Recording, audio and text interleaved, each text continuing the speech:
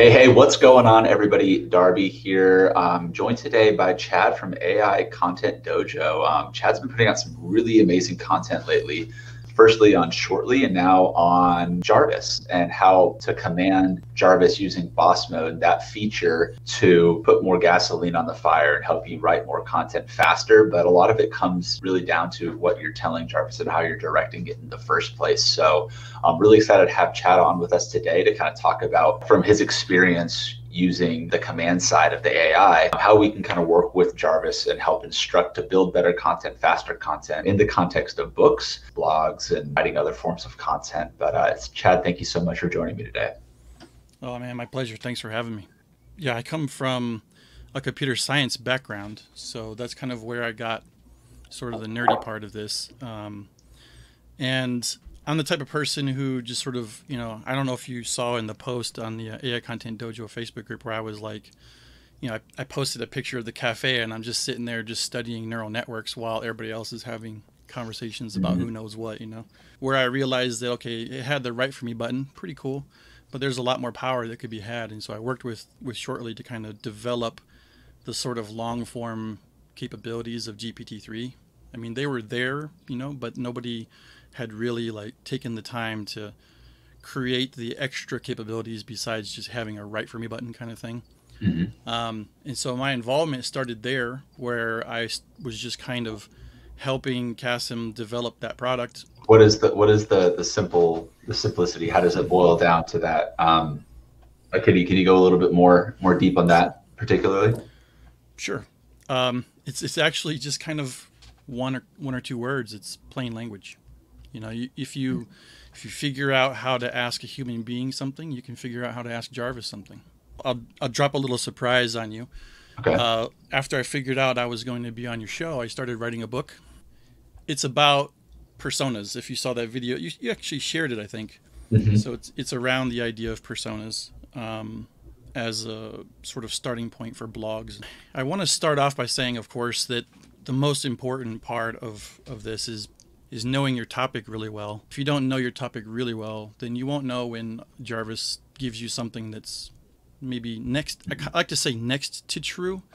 It's partially true, but it might be exaggerated or the statistics are wrong or something like that. So you just got to be good with your topic. In terms of creating really really long form content, you want to have the capability of kind of just sort of outlining your outlines. What I like to say, so almost like outline inception, where you really kind of maybe your first outline is your chapters, and as you kind of go into it, you kind of have your second level outlines that become your subheadings. This will give you the ability to upfront the message you want to get across from the beginning of your book to the end of your book is laid out pretty well. Actual content creation comes from obviously two things in Jarvis: commands and the dance, I like to call it. The dance is where you kind of provide a lead. In this part of the book, I need to start writing about the failures that my persona might have. My persona is a carpenter named Frank. Let's just say that the topic of my blog would be carpentry. I want Jarvis to help me write that persona. One of the things I'm taking advantage of is the new feature that Jarvis just came out with over here, where if you turn this on, which I believe this is on, right? Yep. Okay. When it's a darker gray, it's on.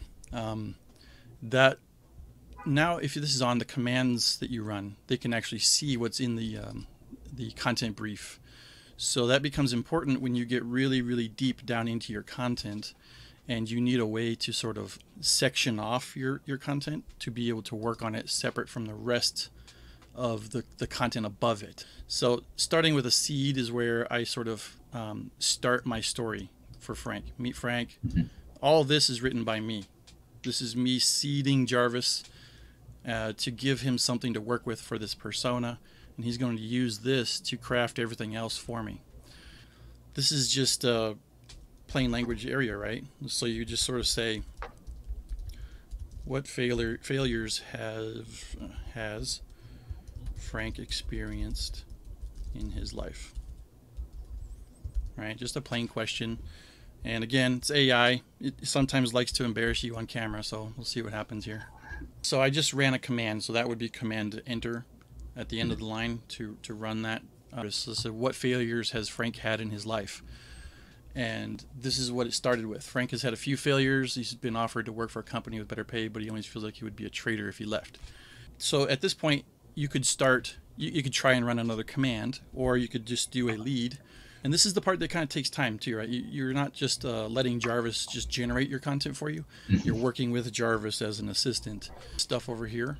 See, Manny is saying, I never thought of using Jarvis to write the customer avatar. I think this is brilliant. One of the big questions we've seen in the last few months is like, how can you use Jarvis to write like fiction stories or like actual storylines around this? You know, it really comes down to that character development and understanding. And, you know, at the end of the day, if you're going to write any book, you need to be, you know, you need to know the person you're writing about inside and out. So I really love the way that you've set this up here, and it's setting the stage for, you know, the rest of your book for Jarvis to really be that powerhouse assistant that you need.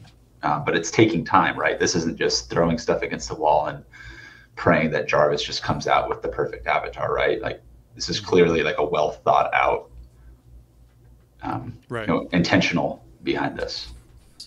I would recommend picking a gender based off of what your target audience is, of course. A really kind of high level, you know, sort of ninja master trick would be if you wanted to look into things like Facebook audience insights or something like that, and just kind of look and see who the majority of your audience is. You know, are they, you know, women from 32 to 44 or something like that? You know, are they single? Do they have kids? That kind of stuff might help inform you more specifically towards who your avatar is or persona.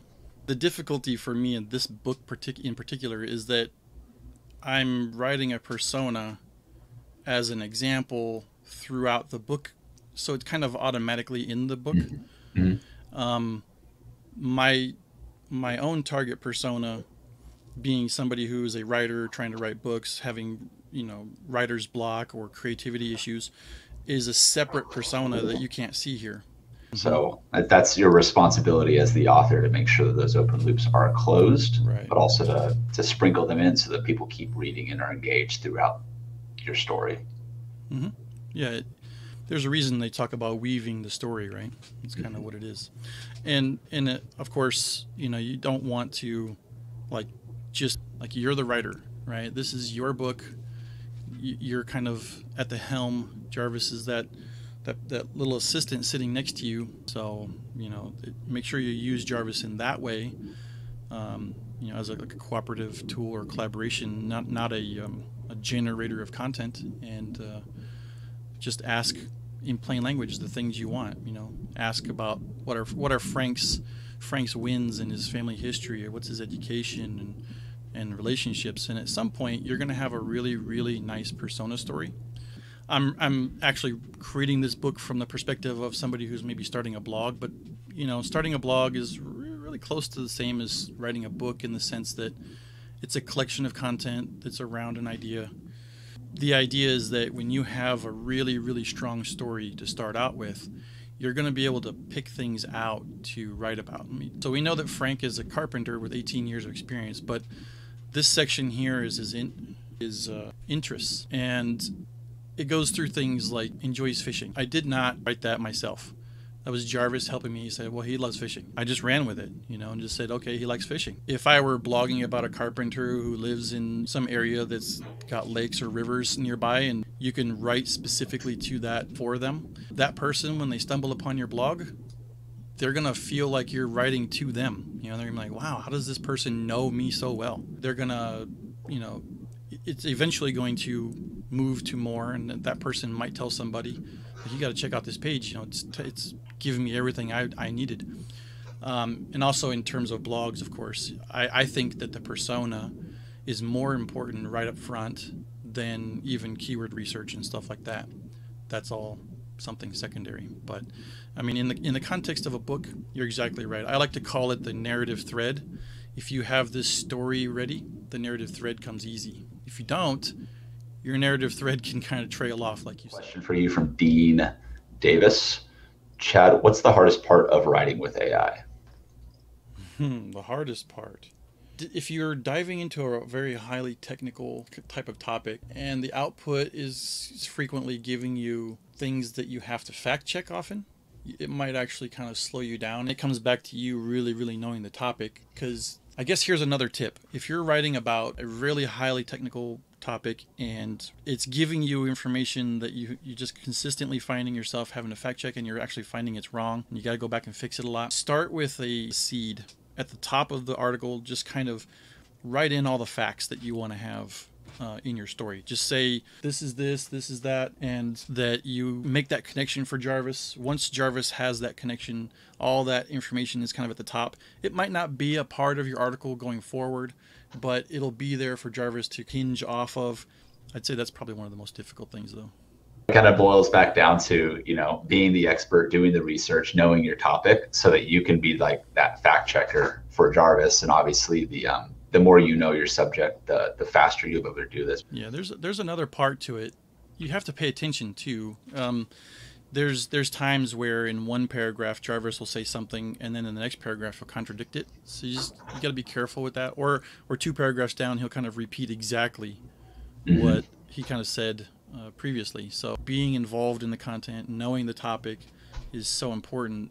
You're the writer. It's still you at the end of the day that's publishing this thing, whether it's a book or an article or something else. When we're looking at AI now and like the ability to produce this content, if you're not going to read through it, if you're not going to fact check it, if you're not going to edit it a little bit yourself too, I think you're not holding yourself to a standard that you should be holding yourself to. Honestly, you're more of like the chief editor, right? In this case, and really being that director of the show versus needing to spend all the time getting kind of stuck in the weeds of sitting, thinking, staring at a blank screen.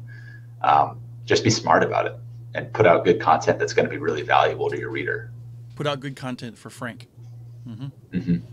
Think about it at your work. If you have a day job and you have a boss that just says like, hey, do this thing for me.